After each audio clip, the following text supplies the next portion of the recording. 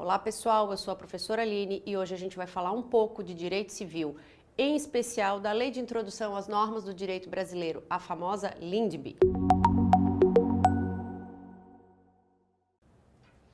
Então, vamos falar sobre a Lei de Introdução às Normas do Direito Brasileiro. E a gente começa falando, evidentemente, o artigo 1º. Salvo disposição em contrária, a lei começa a vigorar em todo o país 45 dias depois de oficialmente publicada. Do que a gente está falando então? Isso é a famosa vacatio legis, ou seja, o período que compreende entre a data de publicação da norma e a sua efetiva entrada em vigor. Então, esse período que vai da publicação até a entrada em vigor é o que a gente chama de vacatio legis, é o que a norma diz que tem que se dar em 45 dias. Então, pessoal, toma cuidado. Qual é o verbo da vacatio legis? Adequar e não conhecer. Por que adequar? Porque existe esse período justamente para que a sociedade, que é o destinatário dessa norma, se adeque às novas leis. Porque conhecer, eu vou conhecer lá atrás, quando essa norma foi publicada, certo? Então, a regra geral, 45 dias. Porém, essa vacatio legis, como eu disse, ela é chamada de vacatio legis tácita, por quê? Porque não vai estar na norma escrito isso, certo? Subentende-se que são os 45 dias. E diferente disso, nós temos então a vacatio legis expressa, que é aquela vacatio que tem que estar contida na norma, por quê? Porque o legislador, ao fazer a lei, entende que não é necessário esses 45 dias. Então, a dica é, se não é necessário 45 dias, pode ser para mais ou para menos? Sim, depende do que a nova lei vem trazendo. Só que para que seja um prazo diferente desses que o artigo 1º traz, tem que estar expressamente escrito. Então é bem comum vocês pegarem uma lei e lá no seu final vai estar escrito o seguinte: essa lei entra em vigor X dias após a sua publicação. Essa é a vacatio legis expressa. Por quê? Porque está expressamente escrito na norma. Bom, além disso, a gente tem uma terceira modalidade, que é a chamada lei sem vacatio legis. E se ela é sem vacatio legis, por óbvio, é porque ela não precisa, então, do quê? Desse período de adequação. E, para constar, vale dizer que essa lei sem vacatio legis, ela não deixa de ser uma lei com vacatio expressa. Por quê? Porque para que seja sem vacatio também precisa estar dito na norma. Lá ao final eu vou ter esta lei entra em vigor na data da sua publicação. Portanto, no dia que a norma é publicada, nesse mesmo dia ela entra em vigor. Ou seja, ela não tem vacatio legis. O que ela vai mudar é muito pequeno e por isso não há necessidade desse prazo. Então, só para vocês não esquecerem, o verbo da vacatio legis é adequar, porque o conhecer foi lá na publicação. Em seguida, nós temos então, nos estados estrangeiros, a obrigatoriedade da lei brasileira, quando admitida, se inicia 3 meses depois de oficialmente publicada. Então, para que serve esse parágrafo 1º? Ora, se por alguma razão entidades consulares, ministros, enfim, qualquer destinatário que esteja num país estrangeiro e precise se utilizar de uma norma brasileira lá nesse país distante, o que acontece? Se eu for utilizar e essa norma estiver no período de vacatio legis, esse período que inicialmente dentro do país são os 45 dias, ele se estende para 3 meses, certo? Então, foi publicada hoje, vamos pensar, quando é que ela vai ter eficácia lá fora? Só daqui a 3 meses. Parágrafo 3º. Se antes de entrar a lei em vigor, ocorrer nova publicação de seu texto destinada à correção, o prazo deste artigo e dos parágrafos anteriores começará a correr da nova publicação. E junto nós temos o parágrafo 4º. As correções a texto de lei já em vigor consideram-se lei nova. Então vejam o seguinte, o que nós temos aqui. Vamos supor que esta linha aqui é a minha lei, certo? Então eu disse a vocês que essa lei vai ser publicada e vale lembrar que essa publicação é no Diário Oficial.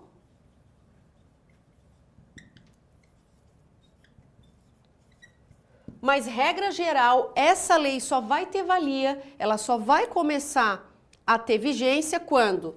Depois do período de 45 dias. Então, aqui ela vai entrar em vigor. Então, vejam vocês o seguinte, esse período aqui é a vacatio legis. Então, o que diz lá o parágrafo 3º? Se antes de entrar em vigor, ocorrer nova publicação de seu texto destinada à correção, o prazo começará a correr dessa nova publicação. Então, vamos imaginar que essa lei que foi publicada, digamos, no dia 10, certo? Ela tem um período de vacatio de 45 dias e vamos supor que no dia 20 houve uma nova publicação para correção de texto de lei. O que acontece?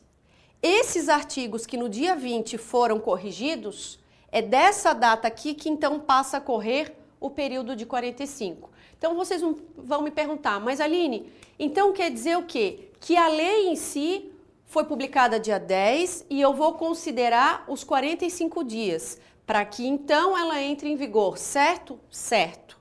Mas no dia 20, vamos supor que um parágrafo dessa lei saiu lá com uma palavra errada. Digamos que a palavra pessoa saiu com um S só. O que acontece? Vai ter que ter uma nova publicação para corrigir essa palavra que saiu com um erro ortográfico. Logo, esse artigo que vai ter essa correção, o período começa do dia 20 para frente. Então, o que vocês vão ter que pensar? A lei em si vai ser publicada que dia? Dia 10 mais 45, eu não sou boa em matemática, vai ser, digamos, dia 10. Dia 10 do mês seguinte, vamos dar 30, dia 15 do outro mês ela começar a vigorar. Isso aqui vai começar só dia 25. E o parágrafo 3º e 4º, perdão, as correções de texto de lei já em vigor consideram-se lei nova. O que acontece? Isso aqui é para quando a lei ainda não está vigente, ainda está no período de vacatio legis. Mas agora vamos supor que essa lei aqui já teve os seus 45 dias, certo? E ela já está vigorando. E essa correção se deu após o período, ela já está em andamento, ela já está fazendo a sua eficácia, ela já está destinada, ela já pode ser utilizada. Bom, se houver correção daqui, desse período em diante, aí nós consideramos então uma lei nova. Artigo 2º. Não se destinando a vigência temporária, a lei terá vigor até que outra modifique ou revogue. Aqui nós estamos falando, então, da regra geral de revogação da norma. Ou seja, vocês devem estar lembrados, para quem já estudou aí um pouquinho de direito constitucional, sabe que uma das características da lei qual é? É a permanência, ou seja, ela nasce, ela permanece e por vezes ela morre. Por que eu falo por vezes ela morre? Ora, porque uma vez que a lei entra em vigor, ela dura para sempre, certo? Essa norma ela não vai ser revogada simplesmente porque ela está em desuso ou porque ela ficou uma norma velha, certo? Com idade, idosa. Não, ela só vai deixar de existir se outra vier em seu lugar revogando. E é isso que está aqui escrito no artigo 2º. Portanto, o que é a revogação da norma? É a supressão de força da lei, ou seja, quando ela deixa de ter valia, mas isso só quando outra vem em seu lugar. E o que a gente tem que lembrar aqui? E aí vale dizer que muito embora, né, pessoal, vocês estão estudando aí para o concurso, né? Vocês gostam de pegadinha, não é pegadinha, vocês gostam de dicas, vale lá dizer o quê? Se a revogação é a supressão da força da norma, concurso adora pedir isso. Essa revogação, ela pode se dar de duas formas. A revogação total e a revogação parcial. Ora, mas é evidente, ainda mais uma banca, né, como a FGV, não vai pedir isso porque isso aqui é muito fácil. O que é uma revogação total? Quando a lei toda é revogada. O que é uma revogação parcial? Quando apenas uma parte da lei é revogada. Lógico que eles não vão pedir isso. O que eles vão pedir? A revogação total é chamada de abrogação E a revogação parcial é chamada de derrogação. E aí, qual é a dica da Prof. Aline? Vejam só, a dica não é lá essas coisas, mas tem uns 15 anos que eu uso isso, ninguém entende a minha dica, mas dá certo. Se a revogação é total, a palavra é parcial. Se a revogação é parcial, a palavra é inteira. Entenderam? Não, mas dá certo. E eu vejo vocês fazendo isso na sala de aula direto. Total, abrogação. Parcial, pedaço, derrogação, certo? Então é isso que eles vão pedir. Ah, a revogação total chama-se derrogação. Opa, coisa fácil, questão fácil e que pega vocês. E aqui, outra coisa que a gente não pode deixar de lembrar. O que é essa parcialidade? Bom, muitos me perguntam, prof, é obrigado a ser muitos artigos, poucos artigos? Não, certo? Desde que seja partes da lei. Então vejam o seguinte, supondo que uma lei lá contenha 10 artigos. Se a nova lei que vier revogar os 10 artigos, nós estamos falando de uma revogação total, a abrogação. Agora, se a nova lei vem e revoga 9 dos 10 artigos ou revoga apenas um, é parcial de igual forma, certo? Então não tem essa de dizer é parcial porque só revogou 2 artigos, 5 artigos, não. Seja um inciso, um mísero inciso, ou seja, quase todos, vejam, quase existe então essa parcialidade. Bom, em seguida a gente tem a lei posterior revoga a anterior quando expressamente o declare, quando seja com ela incompatível ou quando regule inteiramente a matéria de que tratava a lei anterior. Bom, isso aqui eu posso dizer para vocês que é letra da lei. Por quê? Porque é evidente que o legislador não vai se preocupar em fazer uma nova lei para revogar uma já existente se é para tratar do mesmo assunto, certo? Então aqui temos que pensar, a nova lei vai revogar a anterior desde que a declare. E o que significa isso? Bom, no próprio corpo da lei vai estar dito lá, essa lei revoga a norma número tal. Quando seja com ela incompatível, sim, porque não há mais compatibilidade, estão tratando de coisas distintas. Em seguida, ou regula inteiramente matéria que tratava anterior. Então, um bom exemplo que eu posso dar para vocês é o Código Civil de 2002. Então, vejam o seguinte, o Código Civil de 2002, ele veio para revogar o Código Civil de 1916, certo? Então, lá no seu artigo 2046, se eu não estou enganada, ele diz o seguinte, revogam-se as disposições do Código Civil de 1916 e parte do Código Comercial de 1850. Então, está expressamente declarado. Depois, a lei nova que estabeleça disposições gerais ou especiais a par das já existentes não revoga nem modifica a anterior. Parágrafo 3º, salvo disposição em contrário, a lei revogada não se restaura por ter a lei revogadora perdido a vigência. Bom, então o que nós temos aqui? Aqui nós temos um outro conceito que vocês têm que gravar. Aqui nós estamos falando da repristinação. E o que é a repristinação? É o fato da lei revogadora revogar a norma anterior. Explico. Bom, vamos supor que nós tenhamos a lei A. Sobreveio uma nova norma, que eu chamei de lei B, e esta lei B, portanto, revogou a lei A. A lei A deixa de existir e o que nós vamos ter então são as normas contidas na lei B. Mas, por alguma razão, sobrevém uma outra lei, que eu vou chamar de lei C, e essa lei C revoga a lei B. O que é a repristinação? É trazer os efeitos da lei revogadora, voltar a se utilizar a lei revogada. Isso no Brasil não existe, certo? Então, para vocês terem uma ideia, vamos supor que a lei A tratasse sobre alimentos, certo? A lei revogada é revogada pela lei B, que trata sobre uma outra questão de alimentos.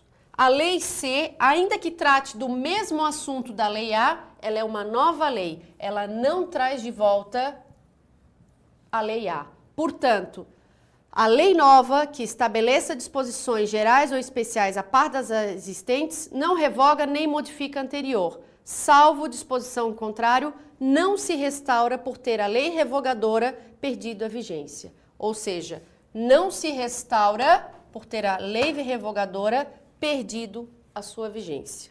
Certo? Artigo 3º. Aqui é um caso muito interessante e isso a gente já remonta lá às fontes do direito. Porque diz o seguinte: ninguém se escusa de cumprir a lei alegando que não a conhece. E em seguida, no artigo 4º, nós temos: quando a lei for omissa, o juiz decidirá o caso de acordo com a analogia, os costumes e os princípios gerais do direito. Então, gente, aqui uma coisa interessante. Ninguém se escusa alegando desconhecimento da lei. Então, interessante lembrar o seguinte: a lei de introdução, a LINDB, ela até 2010, ela chamava-se Lei de Introdução ao Código Civil. E em 2010 veio uma norma que revogou apenas o nome da lei. Por quê? Porque quando a gente falava de lei de introdução às normas, né, ao Código Civil, me dava a ideia que tudo isso aqui que ela está trazendo só podia valer para o direito civil, para o Código Civil. E não, a lei de introdução, ela nada mais é do que uma lei que introduz toda a norma brasileira. E aí, com acerto, quando eles colocam dizendo que então ela é uma lei que introduz as normas de direito brasileiro. Então, o que acontece? Ninguém se escusa alegando de cumprir a lei alegando desconhecimento. Então, a gente tem que pensar ao contrário, certo? Se a gente vai fazer alguma coisa, se a gente vai tomar alguma decisão e não sabe se isso é permitido em lei, a gente não tem que fazer para depois se excusar. A gente não pode fazer. Então vamos imaginar o seguinte: eu não sabia que eu não podia dar bebida alcoólica para um menor, ou seja, aquele que tem menos de 18 anos. Então a ideia qual é? Se você não sabe, você não vai oferecer bebida, certo? E por quê? Porque se você oferecer bebida, se você é maior de idade, se esse menor que está sob a sua responsabilidade fizer qualquer coisa em função de estar alcoolizado, você não pode chegar lá perante a autoridade judiciária, perante o delegado, por exemplo, e dizer assim: eu não conhecia a lei. Sabe por quê? Porque ele vai dizer: bom, mas ninguém se escusa de cumprir a lei alegando que não a conhece. E junto a isso nós temos lá: quando não houver lei, ou seja, ou ela for omissa, o juiz decidirá de acordo com a analogia, os costumes e os princípios gerais do direito. Bom, aqui nós temos o típico caso das fontes do direito. E aí, como eu sempre digo para vocês, qual é a ideia de fonte? O que a gente entende como fonte? Fonte é o nascedouro, é o princípio, é o começo, é o que vem lá de trás. Então, se eu estou falando de fontes do direito, eu estou dizendo da onde que nasce o direito, da onde que começa o direito. E vocês sabem que tanto o juiz, na hora de aplicar a norma, quanto eu, destinatário dessa norma, na hora de propor qualquer coisa, porque entendo que o meu direito foi ferido, certo? Eu tenho que justificar. Então, vejam vocês, eu não posso simplesmente chegar e dizer assim: o Zé, que está ali sentadinho, né, me filmando, tá? O Zé me agrediu e me atingiu moralmente. Então eu vou propor uma ação de dano moral, mas eu vou ter que justificar o porquê daquilo, certo? Porque talvez o Zé só fez um comentário que para ele não tinha problema algum e eu me senti extremamente magoada e atingida, né, na minha moral. Só que para eu poder propor essa ação, eu vou ter que justificar. E o juiz lá adiante, quando ele for dizer se eu tenho ou não razão, ele também vai ter que dizer. Só que isso é muito fácil quando existe lei, certo? Então vejam vocês aí, tem milhões de leis, várias leis. E eu até pergunto, alguém sabe me dizer quantas leis nós temos? Né? Procurem aí no Google da vida, porque com certeza vocês devem estar aí, né?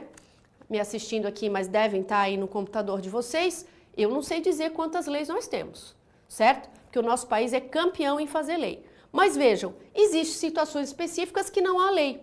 E aí, como é que decide? Ou eu deixo o meu direito ferido, não peço, não vou atrás, não me socorro do judiciário por conta da inexistência? Evidentemente que não. Então, aqui a gente traz as demais fontes do direito. A primeira delas, qual é? A lei, que está lá em cima. É a principal, a primordial. E aí eu faço um questionamento para vocês.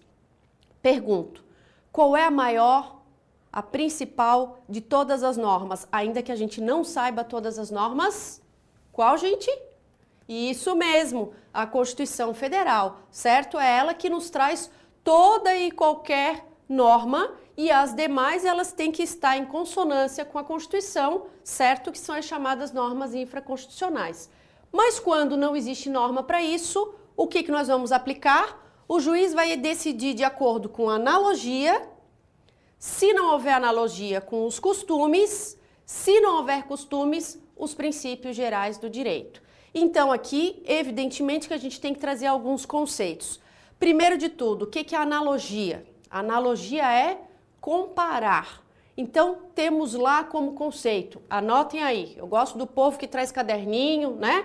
Eu sou professora do tempo antigo, caderninho, lápis, né? Esse negócio de muito tec no computador, depois não dá certo. O que é analogia? É aplicar ao caso concreto situação não prevista, mas que tenha em lei situação assemelhada. Repito, então temos o seguinte, vejam vocês. Hoje está muito em voga, certo? Os casais têm filhos, os casais decidem que não querem mais estarem juntos e vão se divorciar.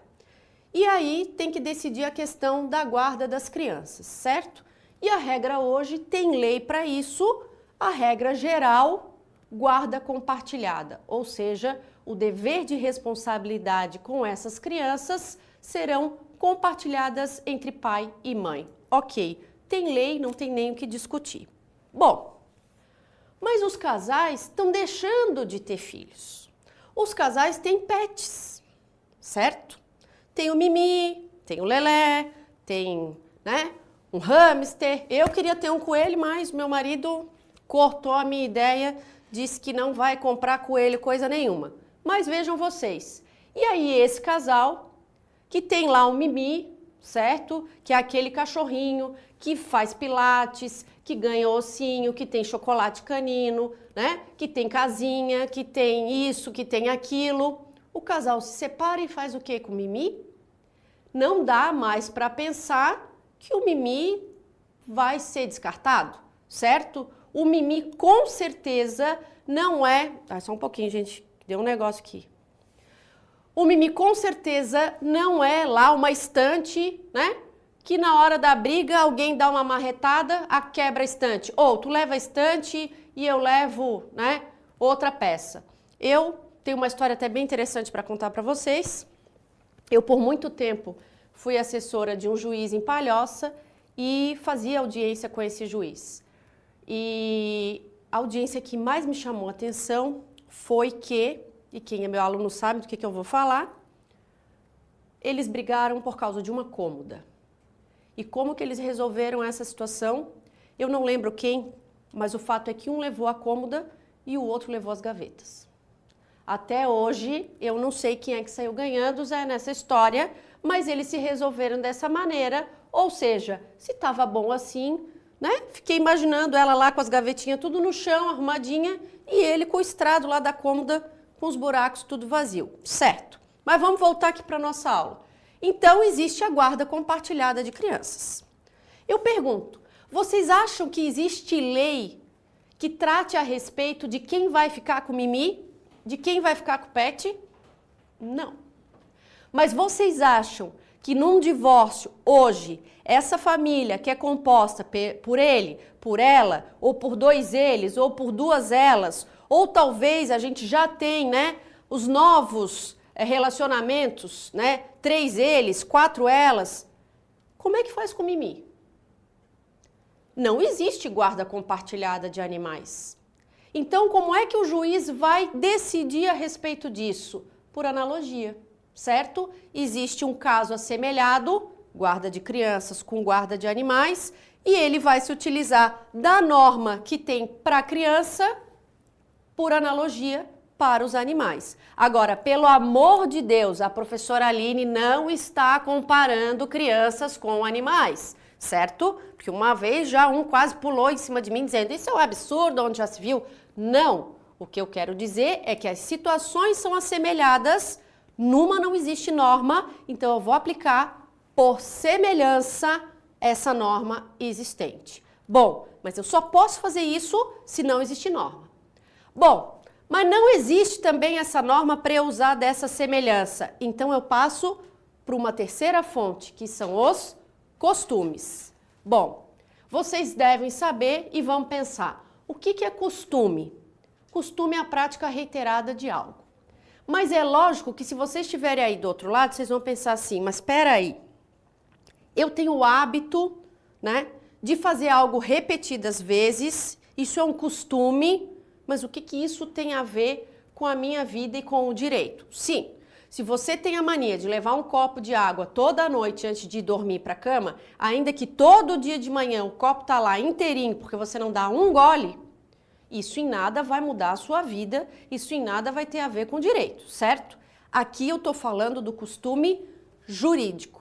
E eu já vi prova, certo? Eu já fiz prova que eu tive que anular a questão, por quê? Porque a lei fala em costume, mas evidentemente que ele está falando do costume jurídico, certo? Então, o que é o costume jurídico? É a prática reiterada de uma conduta que você acredita ser verdadeira, certo? Mas que não está em lei, não está escrito em nenhum lugar e você acredita que se fizer de forma diferente, vai haver uma sanção. Então, aqui também temos que tomar um pouquinho de cuidado, por quê? Quando vocês forem trabalhar, certo, as questões de responsabilidade civil, vocês vão ver que tem diferença de pena, de crime para sanção. E aqui, quando estamos falando de costume, em geral estamos falando de sanção, quando alguém é responsabilizado por algo. Muito bem. Então, esses costumes, a pessoa acredita que deve fazer daquele jeito, com medo de ser responsabilizado caso não faça. Esses costumes, eles também são divididos em 3 tipos.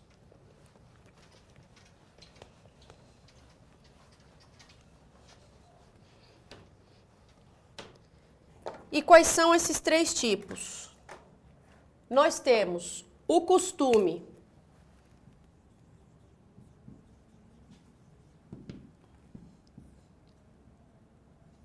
praeter legem,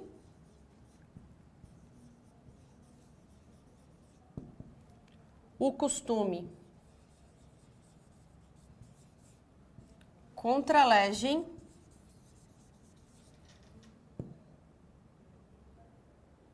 segundo legem.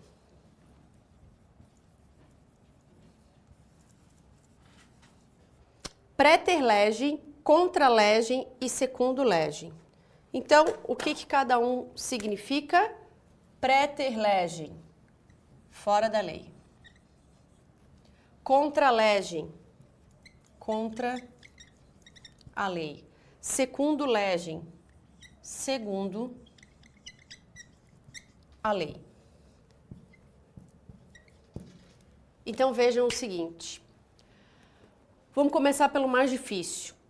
Praeter legem e contra legem. O que é um costume fora da lei e o que é um costume contra a lei? Parece coisas iguais, mas não são. Por quê? Quando eu digo que um costume está fora da lei, significa dizer que costumeiramente nós temos a ideia de que aquilo é válido, mas a lei não trata nada a respeito disso. Qual é o exemplo que eu dou para vocês? O cheque pré-datado. Tudo bem que cheque é um negócio que não está se utilizando mais, né? Ou talvez esteja voltando, mas por quê? Porque se a gente for pensar, existe a lei do cheque, certo? E se vocês pegarem a lei do cheque, está lá dito todas as modalidades de cheque. Mas não existe a modalidade pré-datada, certo? Mas a gente faz, a gente usa. Quem nunca deu um cheque pré-datado, né? O famoso cheque voador. Ah, preciso comprar esse negócio hoje, mas vou pagar só mês que vem. Então, é um costume, o cheque pré-datado, mas ele não consta na lei, ele está fora da lei. Diferentemente do costume contra legem. Contra significa contrário, ou seja, a norma diz uma coisa e costumeiramente nós fazemos de modo diverso. O exemplo que eu trago para vocês é o famoso burlar o sinal vermelho quando a gente está numa esquina, né? Num cruzamento que a gente acredita que tem algum tipo de perigo. Se você pegar a norma de trânsito, ela diz o quê? Se você tiver motorizado, o que você tem que fazer quando o sinal estiver vermelho? Parar. O que a gente faz? Olha para um lado, olha para o outro e segue. E aí o problema está onde? Porque se por um acaso, se nessa hora que você for, você acaba colidindo em alguma coisa, você vai ter que provar que era costume não ficar parado naquele horário, naquela esquina, porque tinha alguma situação de perigo, enfim, para você não ser responsabilizado, certo? E por fim, o mais comum de todos é o costume secundo legem. Secundo legem significa segundo a lei. Então, se vocês pegarem, né, claro, a minha área é o direito civil, mas isso em toda e qualquer norma, seja ela de administrativo, de penal, enfim, existem vários artigos de lei que faz menção ao próprio costume, certo? Então, eu tenho alguns artigos para trazer para vocês em que diz o seguinte, como é que é segundo a lei? Então, se a gente for lá para a parte de contratos, certo? O contrato de locação. Então, tem um artigo específico lá no contrato de locação que ele diz o seguinte, que são deveres, né, do locatário. Quem é o locatário? Aquele que aluga, certo? Perdão, aquele... tá certo, né? Locador é o dono, locatário é quem aluga. Então, qual é um dos deveres do locatário? Pagar o aluguel no dia estipulado ou de acordo com os costumes da localidade. Aí vocês vão me perguntar, mas Aline, como assim?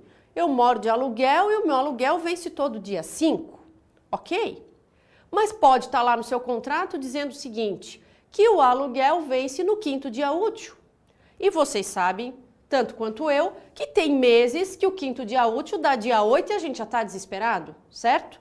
Então, se um mês eu pago dia 5, se um mês eu pago dia 6, outro mês é dia 8, é porque esse foi o 5º dia útil. Ok? E aí vamos supor que esse locador venha querer reclamar que aquele mês já é dia 8 e ele não pagou. Mas espera aí, dia 8 é o 5º dia útil. Teve feriado, teve, enfim, uma série de outras coisas, certo? Então, esse é o que está na norma. A própria norma diz, de acordo com os costumes da localidade. Muito bem. E se não houverem costumes... Partimos então para os princípios gerais do direito. E os princípios gerais é algo meio complicado, por quê? Porque se eu trouxer um conceito para vocês do que é um princípio, eu vou dizer que são postulados, que são formas de interpretação. Então aqui é claro que fica muito abrangente, por quê?